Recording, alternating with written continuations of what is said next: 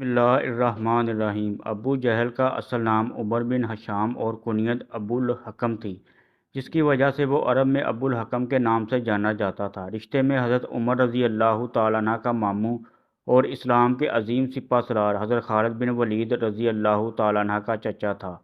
عام لوگوں کا خیال ہے کہ ابو جہل کو یہ نام اسلام نے کمی علمی اور ناخواندگی کی وجہ سے دیا تھا، جو کہ بالکل غلط ہے۔ ابو الحکم کا مطلب ہے علم و حکمت کا بادشاہ۔ وہ کئی گھنٹے بڑی لمبی لمبی تقریریں کیا کرتا تھا، شاعری بھی خوب جانتا تھا اور اپنے دور میں خانہ کعبہ کا متولی بھی تھا۔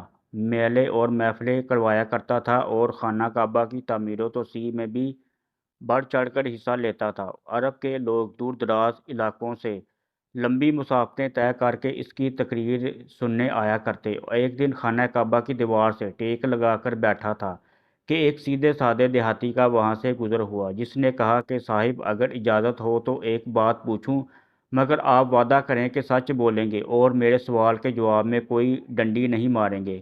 جواب میں ابو جہل نے دیہاتی سے کہا کہ پاگل ہو گئے ہو، دیکھتے نہیں میں کتنی پاک اور متبرک جگہ بیٹھا ہوں، اس جگہ بھلا کوئی جھوٹ بول سکتا ہے؟ پوچھو کیا پوچھتے ہو؟ دیہاتی نے کہا، اے ابو الحکم، محمد بن عبداللہ صلی اللہ علیہ وآلہ وسلم کے بارے میں آپ کا کیا خیال ہے؟ دیہاتی کی زبان سے یہ غیر متوقع سوال سن کر ابو جہل تلملا اٹھا اور اس سے کہنے لگا، او ظالم، اس پاک جگہ تم کو یہ سوال نہیں پوچھنا چاہیے تھا۔ جس کے جواب میں دیہاتی نے کہا، میں نے اسی لیے اس جگہ کا انتخاب کیا ہے کہ یہاں کوئی جھوٹ بولنے کی جسارت نہیں کر سکتا۔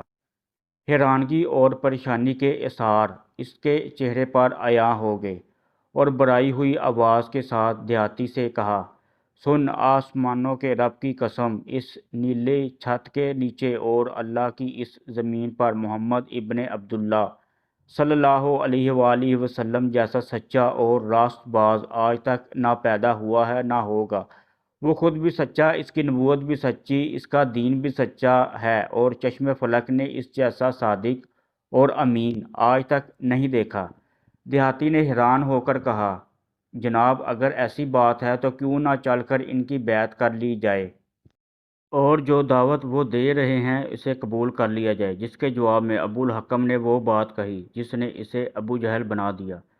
کہنے لگا، تیری ماں تجھ کو روئے، کبھی ان کی محفل میں جا کر دیکھو، وہاں تو عالم یہ ہے کہ کئی دن پیٹ پر پتھر باندھنا پڑتا ہے، اور اطاعت و فرما برداری کا یہ عالم ہے کہ ان کے ماننے والے ان کے وضو کا پانی زمین پر نہیں گرنے دیتے بلکہ اپنے کپڑوں سے مل لیتے ہیں اور ان کا پسینہ بوتلوں میں ڈال کر محفوظ کر لیتے ہیں۔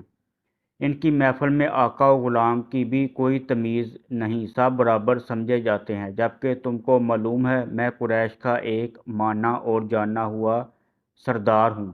لوگ میری قدم بوسی کرنے کے لیے طول و عرض سے میرے آستانے پر حاضری دینے آتے ہیں، اپنا مال و متاع نذرانے کے طور پر پیش کرتے ہیں اور کوئی غلام میرے سامنے بیٹھنے کی جرت نہیں کرتا۔ تمہارا کیا خیال ہے میں یہ جاؤ حشمت، یہ شان و شوکت قربان کر کے ان کے قدموں میں جا بیٹھوں؟ یہ وہ جواب تھا جو ابو جہل کے اس مائنڈ سیٹ کی عکاسی کرتا ہے، جسے اسلام جہالت کا نام دیتا ہے کہ دوسرے کی بات کو سننے سے ہی یکسر انکار کر دینا چاہیے، اس کا دعویٰ اور دلیل کتنے ہی وزن دار اور حقیقت پسندانہ کیوں نہ ہو۔ عمر ابن ہشام کو ابو جہل یوں ہی نہیں کہا گیا، بلکہ ایک بار تو ایسا بھی ہوا، بڑی تیز بارش اور آندھی و طوفان تھا، ابو جہل کے دروازے پہ دستک ہوئی تو اس نے اپنی بیوی سے کہا کہ اتنے خراب موسم میں میرے دروازے تک آنے والا جو بھی سوال کرے گا، مجھے لات و عزیٰ کی قسم میں انکار کروں گا۔ جب دروازے پر پہنچا تو دیکھا کہ کائنات انسانی کا سب سے شریف اور سچا انسان، جس کی چوکھٹ پہ فرشتے بھی ادب سے حاضر ہوتے ہیں، اپنے 14ویں کے چاند سے زیادہ خوبصورت چہرے پر دل موہ لینے والی مسکراہٹ کے ساتھ اللہ تبارک تعالیٰ کی وحدانیت اور کبریائی کا علم لیے کھڑا ہے اور اپنے معصوم لبوں سے دلیل اور منطق کے انمول موتی بکھیر رہا ہے۔ مگر ابن ہشام کی جہالت اور بدبختی کی انتہا دیکھیے، اس نے امام الانبیاء نبی رحمت صلی اللہ علیہ وآلہ وسلم کی بات کو، جس کی قسم رب کائنات اپنی لاریب کتاب میں کھا رہا ہے، سننے سے ہی انکار کر دیا اور اپنے غفلت کے پردوں سے ڈھکے کانوں میں ناپاک انگلیاں ڈال لی۔ اور بیوی نے جب اسے اس کی قسم یاد دلائی تو اس کے جواب میں بھی اس نے وہی بات دہرائی کہ میں کسی کو اپنے سے بہتر نہیں مان سکتا، آخر مجھ میں کمی کیا ہے۔ یہ مفہوم ہے کہ جہالت کے دوسرے کی بات کو سننے سے ہی انکار کر دینا اور اپنی ہر بات کو سچ تصور کر لینا، اور اگر کوئی دلیل مانگنے کی غلطی کر بیٹھے تو تشدد اور جبر پر اتر آنا۔ یہ رویہ عدم برداشت اور غصے کو جنم دیتا ہے، جو جہالت کا اصل مفہوم ہے۔ حضرت بلال رضی اللہ تعالیٰ عنہ سے روایت ہے کہ ہم مکہ میں حضرت ابوبکر صدیق رضی اللہ تعالیٰ عنہ کے گھر حضور صلی اللہ علیہ وآلہ وسلم کے ساتھ تھے۔ اس دوران کسی نے دروازے پر دستک دی۔ میں باہر نکلا تو اچانک کیا دیکھتا ہوں کہ ایک عیسائی دروازے پر موجود ہے۔ اس نے پوچھا، کیا یہاں حضرت محمد صلی اللہ علیہ وآلہ وسلم بن عبداللہ موجود ہیں؟ چنانچہ میں نے اسے اندر بلا لیا۔ اس نے عرض کیا، اے محمد صلی اللہ علیہ وآلہ وسلم، آپ خیال کرتے ہیں کہ آپ اللہ کے رسول ہیں؟ آپ اگر اللہ تعالیٰ کے سچے رسول ہیں تو آپ میری مدد فرمائیں اس شخص کے خلاف جس نے مجھ پر ظلم کیا ہے۔ حضور نبی رحمت صلی اللہ علیہ وآلہ وسلم نے ارشاد فرمایا کہ تجھ پر کس نے ظلم کیا؟ اس عیسائی نے کہا کہ ابو جہل بن ہشام نے میرا مال زبردستی چھین لیا ہے۔ حضور نبی رحمت صلی اللہ علیہ وآلہ وسلم اٹھ کھڑے ہوئے، اور یہ ہجرت کے زمانے کی بات ہے۔ حضرت بلال رضی اللہ تعالیٰ عنہ فرماتے ہیں، ہم نے عرض کیا، یا رسول اللہ صلی اللہ علیہ وآلہ وسلم، یہ ابو جہل کے قلولہ کرنے کا وقت ہے، تو اس وقت آپ کا جانا اس پر کہیں شاق نہ گزرے، اور ہمیں ڈر ہے کہ کہیں وہ غضبناک نہ ہو جائے اور کہیں وہ آپ کو اذیت نہ پہنچائے۔ لیکن حضور صلی اللہ علیہ وآلہ وسلم نے ہماری گزارش کو نہ سنا اور ابو جہل کی طرف تشریف لے گئے، اور ابو جہل کا دروازہ کھٹکھٹایا تو ابو جہل غضبناک ہو کر باہر نکلا۔ اچانک دروازے پر کیا دیکھتا ہے کہ رسول اللہ صلی اللہ علیہ وآلہ وسلم تشریف فرما ہیں۔ ابو جہل نے کہا، اندر تشریف لائیں، اور ساتھ ہی کہنے لگا کہ آپ میری طرف پیغام بھیج دیتے تو میں آپ کی خدمت میں حاضر ہو جاتا۔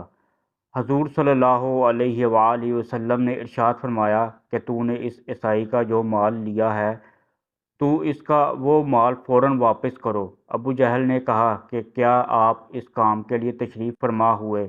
اگر آپ اس بارے میں کسی شخص کے ہاتھ پیغام بھیج دیتے تب بھی میں مال واپس کر دیتا۔ حضور صلی اللہ علیہ وآلہ وسلم نے فرمایا، بات کو طویل نہ کرو اور تم اس عیسائی کا مال اس کو واپس کرو۔ ابو جہل نے اپنے غلام سے کہا کہ اس عیسائی کا جتنا مال تو نے لیا ہے جلدی سے اس کو نکال کر اس کے حوالے کرو۔ حضور نبی رحمت صلی اللہ علیہ وآلہ وسلم نے ارشاد فرمایا کہ اے شخص، کیا تیرا مال تجھ کو مل گیا ہے؟ عیسائی نے کہا، ہاں، سوائے ایک کھجور کے پتوں کی بنی ہوئی ٹوکری کے۔ حضور صلی اللہ علیہ وآلہ وسلم نے ابو جہل سے کہا کہ وہ ٹوکری جلدی سے نکالو۔ چنانچہ ابو جہل نے اسے اپنے گھر کے اندر تلاش کیا لیکن وہ ٹوکری نہ ملی۔ آخرکار ابو جہل نے اس ٹوکری کے بدلے اس سے بہتر ایک اور ٹوکری دی۔ ابو جہل کی بیوی نے ابو جہل سے کہا کہ باخدا تو نے انتہائی ذلت اور عاجزی کے ساتھ ابو طالب کے یتیم کی خاطرداری کی ہے۔ ابو جہل نے اپنی بیوی سے کہا کہ جو کچھ میں نے دیکھا ہے اگر تو دیکھ لیتی تو ایسی باتیں نہ کرتی۔ اس نے کہا کہ تو نے کیا دیکھا؟ ابو جہل نے کہا کہ میری قوت کے باوجود جو کچھ ہوا تو اس پر مجھے رسوا نہ کر۔ کہنے لگا کہ میں نے ان کے دونوں کندھوں پر دو شیر بیٹھے ہوئے دیکھے۔